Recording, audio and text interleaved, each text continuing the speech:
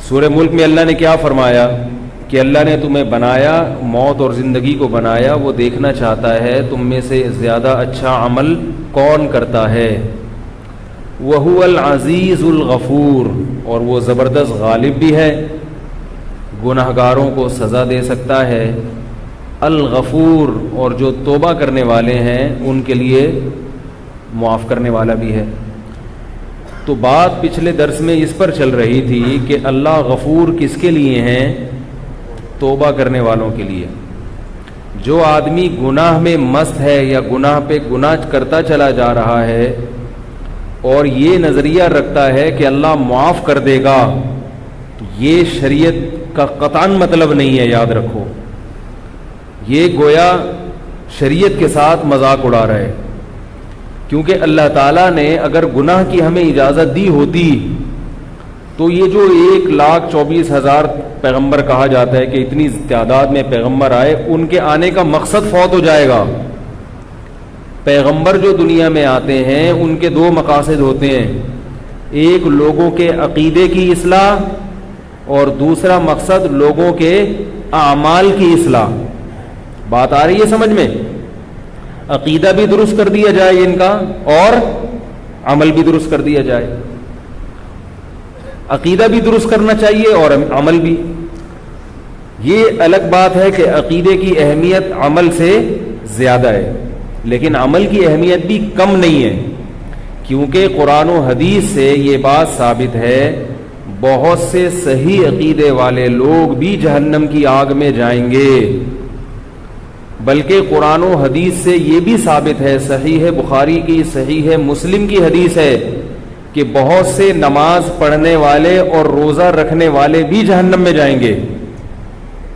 نہیں آ رہی میرا خیال ہے بات؟ یعنی صرف نماز کا پڑھ لینا بھی کافی نہیں ہے۔ آج لوگوں نے عمل کو بہت ہلکا سمجھ لیا ہے، ہلکا سمجھ لیا۔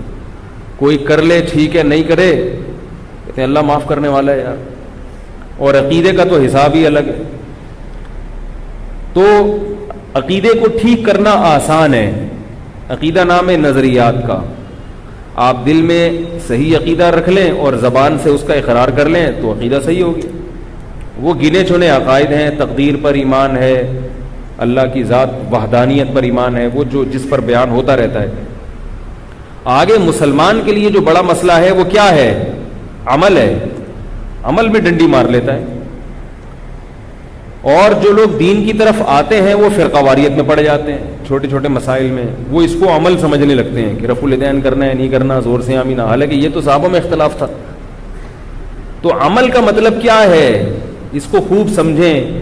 کبیرہ گناہوں سے اجتناب اور فرائض اور واجبات کی پابندی۔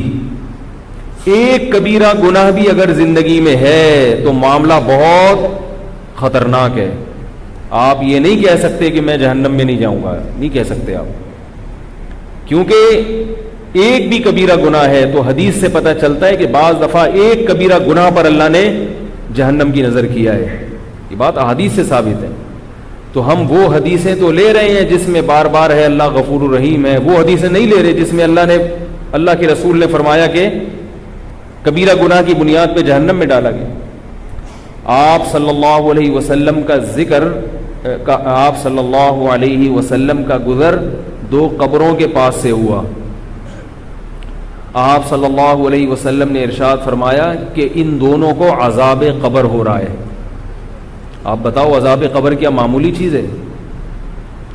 برزخ کا عذاب تو بہت سخت ہے، آگ کا عذاب ہے۔ ان دونوں کو عذاب قبر ہو رہا ہے، اور فرمایا وما يعذبان من کبیر، کوئی ایسی بڑی چیز نہیں ہے جس کی بنیاد پر ان کو عذاب ہو رہا ہے۔ الا وہما کبیران او کما قال صلی اللہ علیہ وسلم، فرمائے لیکن وہ حقیقت میں کیا ہیں؟ وہ کبیرہ ہیں۔ کیا مطلب؟ یہ ایسا گناہ کیا کرتے تھے جو کبیرہ تھا، تبھی تو عذاب ہو رہا ہے نا، صغیرہ پہ عذاب نہیں ہوتا، کبیرہ پہ عذاب ہوتا ہے۔ فرمایا لیکن عرف میں اس کو کبیرہ سمجھا نہیں جاتا، اس جرم کو ہلکا سمجھا جاتا ہے۔ پتہ یہ چلا کبیرہ گناہ وہ ہے جس کو شریعت نے کبیرہ قرار دیا۔ ہمارے کہنے سے نہیں ہوتا کہ یار داڑھی کٹانے سے کیا ہوتا ہے. لوگ کہہ دیتے ہیں داڑھی تو ایک انسان کے جذبات ہیں, رکھ لے ٹھیک ہے, نہیں رکھے تو بھی ٹھیک ہے. نا نا نا نا نا, نہیں رکھے تو ٹھیک نہیں ہے, یہ ذہن میں رکھیں, نہیں رکھے تو ٹھیک نہیں ہے, فطرت کی مخالفت ہے. ہاں یہ الگ بات ہے کہ علماء ممبر پہ زیادہ اس کو اس لیے فوکس نہیں کرتے کہ بھائی جو علماء کا کردار ہے نا وہ صرف مسئلہ بتانا نہیں ہے, وہ معاشرے کی اصلاح بھی ہے. تو وہ کہتے ہیں اصلاح کا ایسا طریقہ اختیار کرنا مناسب نہیں ہے کہ جس میں مایوسی ہو جائے اور انسان شریعت سے اور بھی دور ہو جائے. وہ کہ یار جب میں اتنا بڑا گناہ کر رہا ہوں تو 2-4 اور ہی کر لو. تو وہ تو ظاہر ہے, کوئی دیکھو کوئی کینسر کا مریض ہوتا ہے نا, کینسر کا مریض, اور جس کے بارے میں پتا ہو کہ یہ 6 مہینے میں مر جائے گا, تو جو اچھے ڈاکٹر ہوتے ہیں نا وہ اس کو بتاتے نہیں ہیں, اچھے ڈاکٹر اس کو بتاتے نہیں ہیں, حالانکہ ان کو پتا ہوتا ہے کہ 6 مہینے بعد یہ مر جائے گا. ڈاکٹر کیوں نہیں بتاتے؟ اس لیے نہیں بتاتے کہ بھائی یہ کینسر کا مریض ہے, اگر اس کو بتا دیا تو 6 کے بجائے یہ 3 مہینے میں ہی مر جائے گا. کیا خیال ہے بھائی, 6 کے بجائے کتنے مہینے میں مر جائے گا؟ 3 کیا, یہ تو 1 مہینے. جب آپ کو پتا چل جائے کہ 6 مہینے بعد آپ نے مرنا ہے تو ٹینشن سے ہی مر جاؤ گے. تو علماء بعض مسائل اس لیے نہیں بتاتے آپ کی خیر خواہی کے لیے, خیر خواہی کے لیے, کیونکہ اب داڑھی کاٹنا ایک کامن جرم بن چکا ہے, ایک ایسا جرم بن چکا ہے جو سبھی کر رہے ہیں. علماء کہتے ہیں اگر ہم یہ بتائیں بار بار کہ کبیرہ ہے کبیرہ ہے, تو نتیجہ کیا نکلے گا؟ وہ داڑھی تو نہیں رکھیں گے, نماز بھی چھوڑ دیں گے کہ یار جب یہ اتنا بڑا جرم ہم کر ہی رہے ہیں تو 2-4 اور ہی صحیح. تو یہ مصلحت کے خلاف ہوتا ہے. اس لیے میں بھی کہتا ہوں, جب بھی داڑھی پر بات کرتا ہوں بولتا ہوں بھائی رکھ لو, نہیں رکھتے تو کم از کم نماز نہ چھوڑو. کہیں ایسا نہ ہو کہ یہ کہہ لو کہ یار ہم تو ویسے ہی گناہ گار ہیں, تو نماز پڑھنے کا کیا فائدہ.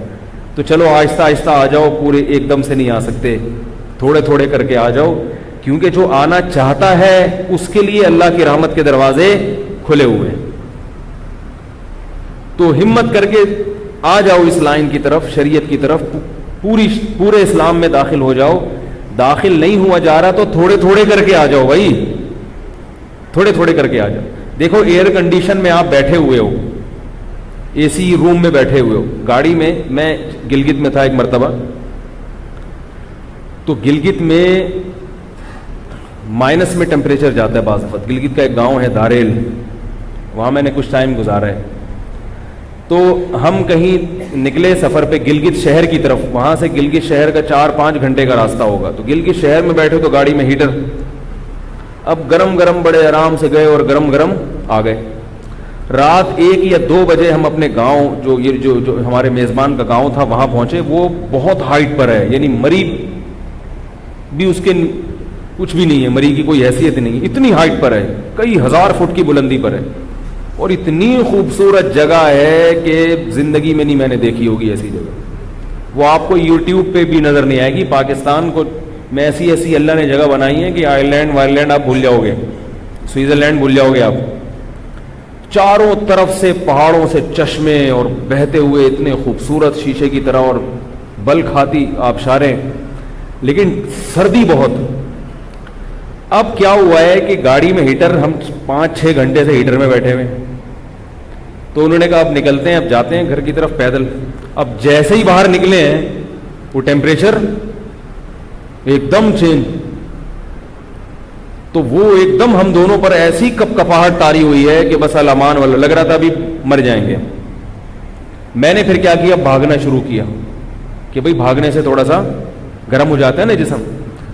تو وہ اتنی حالت خراب ہو گئی تھی ہماری, حالانکہ ہم صبح شام اسی گاؤں میں رہ رہے تھے, کچھ بھی نہیں ہوتا تھا, ہمیں کچھ بھی نہیں ہو رہا تھا. لیکن جب 6-7 گھنٹے ہم ہیٹر میں بیٹھے ہیں, اس کے بعد جب نکلے تو باڈی نے اس ماحول کو قبول نہیں, ایسے کانپ رہے تھے جیسے پتہ نہیں مر جائیں گے ابھی. تو میں نے کہا بھاگو بھائی, اس سے پہلے کہ ہم یہاں گریں یا کچھ نمونیا ہو جائے یا الکمونیا ہو جائے, ٹھیک ہے نا, چکن پونیا ہو جائے, نکلو یہاں سے. ہم بھاگے ہیں تو جاتے ہی گھر کے اندر گھسے ہیں اور آگ جل رہی تھی, اس آگ کے قریب جا کے بیٹھے ہیں تو طبیعت سیٹ ہوئی.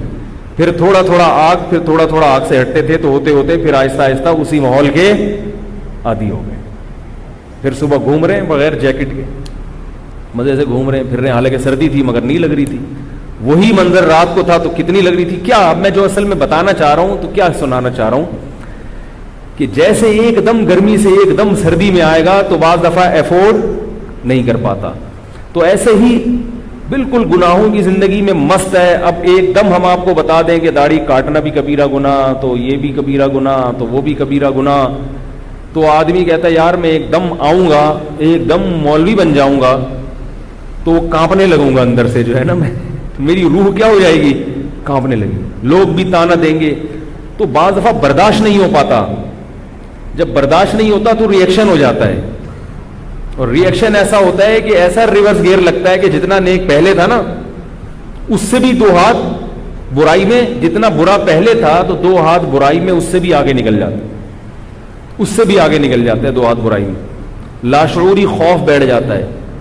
تو علماء اس لیے جو بینک میں لوگ جاب کرتے ہیں سودی, ان کو کہتے ہیں بھائی چھوڑ دو, ہمت کی بات تو یہی ہے کہ چھوڑ دو اگر برداشت کر سکتے ہو.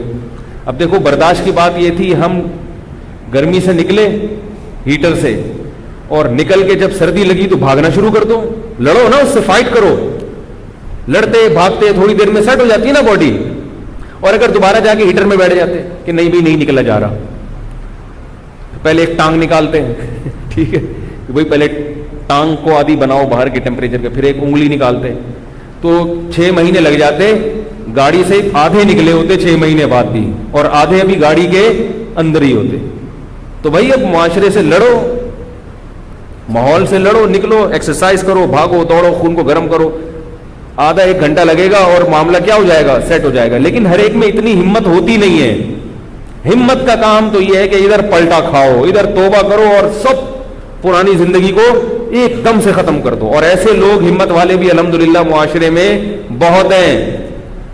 فضیل ابن عیاض رحمہ اللہ تعالی, جو عبداللہ ابن المبارک رحمہ اللہ تعالی, بہت بڑے محدث گزرے عبداللہ ابن مبارک, امام ابو حنیفہ کے شاگرد تھے. ان کے دوستوں میں سے تھے فضیل ابن عیاض. یہ تھے عابد الحرمین کہا جاتا تھا ان کو, حرم میں ہر وقت عبادت میں لگے رہتے تھے, ہر وقت عبادت. لوگ ان سے جا کے دعائیں کرواتے. اس زمانے کے بزرگ کیسے ہوں گے, تابعین تبع تابعین کا دور, آپ اندازہ لگاؤ کیسے لوگ ہوں گے اس زمانے کے. بہت اللہ والے بزرگ تھے, بہت اللہ والے. یہ بنے کیسے بزرگ, یہ ڈاکو تھے, شرابی تھے, لڑکیوں کے ناچ دیکھتے تھے باندیوں کے, ان ایکٹیویٹیز میں ان کا وقت گزر رہا تھا. شراب بھی, عورت بھی, اور موسیقی بھی. اب مختلف روایات میں مختلف واقعات ملتے ہیں. بعض روایات میں ہے کہ باجے سے آواز آنا شروع ہوئی, بعض روایات میں سے کہ آسمان سے غیبی آواز آئی. تو ان کے بارے میں کہا جاتا ہے کہ یہ کہیں زنا کرنے کے ارادے سے یا کسی اور ارادے سے نکلے ہیں, تو جب دیوار پہ چڑھے ہیں نا, دیوار پھلانگنے کے لیے, تو آواز آئی غیب سے, یا انہوں نے باجا بجانا شروع کیا اپنا موسیقی کا. تو اس موسیقی کے جو ہوتے ہیں نا, یہ آج کل نوجوان نہیں ہوتے, بیٹھے ہوئے ہوتے ہیں, ٹنگ ٹنگ بجا رہے ہوتے ہیں بیٹھ کے, تو گٹار, ہاں گٹار بجا رہے ہوتے ہیں. وہ مجھے اس سے یاد ہے جنید جمشید کا گٹار, ایک میرا بیان ہے اس موضوع پر. تو وہ بجانا شروع کیا تو اندر سے آواز کیا آئی ہے, الم یأن للذین آمنوا ان تخشع قلوبهم لذکر اللہ وما نزل من الحق. سورہ حدید کی آیات ہیں. کیا ایمان والوں کے لیے اب تک وقت نہیں آیا کہ ان کے دل اللہ کی یاد سے ڈر جائیں, اور اللہ نے جو کتاب نازل کی ہے اس کے لیے دل نرم پڑ جائیں. کب تک عیاشی میں رہو گے؟ اللہ اس آیت میں اہل ایمان کو خطاب کر رہے ہیں کہ کب تک گناہوں میں پڑے رہو گے, کیا مرنا نہیں ہے, مرنا نہیں ہے. اور آگے دھمکی دی کہ اگر تم نے توبہ نہیں کی اور انہی گناہوں میں مست رہے تو تمہارے دل ایسے سخت کر دوں گا جیسے یہود و نصارہ کے دل سخت کر دیے میں نے. انہیں توبہ کی توفیق نہیں ملتی. کیسے مست ہو گئے یہود و نصارہ. وہ صرف زنا نہیں کرتے, زنا کی ان بدترین شکلیں ان کے معاشرے میں رائج ہیں, بدترین شکلیں. ہمارے یہاں کا ایک نوجوان عیاشی کرنے جو جاتا ہے نا, وہ بھی تنگ آ جاتا ہے ان سے. میرے پاس تو ہر قسم کے لوگوں کی کالز آتی ہیں, کہتے ہم, ایک صاحب نے کہا کہ میں ادھر آیا تھا سویڈن عیاشی کرنے, مگر یہ ایسے درندے بن چکے ہیں عیاشی میں کہ مجھے اس عیاشی سے نفرت ہو گئی ہے, اتنی درندگی میں آگے بڑھ گئے. تو اللہ اہل ایمان سے ان آیات میں خطاب فرما رہے ہیں کہ اگر تم نے توبہ نہیں کی تمہیں ڈرنا چاہیے کہ تمہارے دل ایسے سخت کر دوں گا جیسے یہود و نصارہ کے دل میں نے سخت کر دیا. اب ان میں مذہب نہیں گھستا, ہر چیز پہ تحقیق کریں گے, مگر جہاں اللہ کی بات آئے گی, دین کی بات آئے گی, سننے کو تیار نہیں. تو آیت بڑی عجیب ہے, الم یعنی کیا ابھی تک وقت نہیں آیا, یہ ایک دم چیخ پڑے. انہوں نے فوراً اندازہ ہو گیا یہ تنبیہ کس کی طرف سے ہے, اللہ کی طرف سے.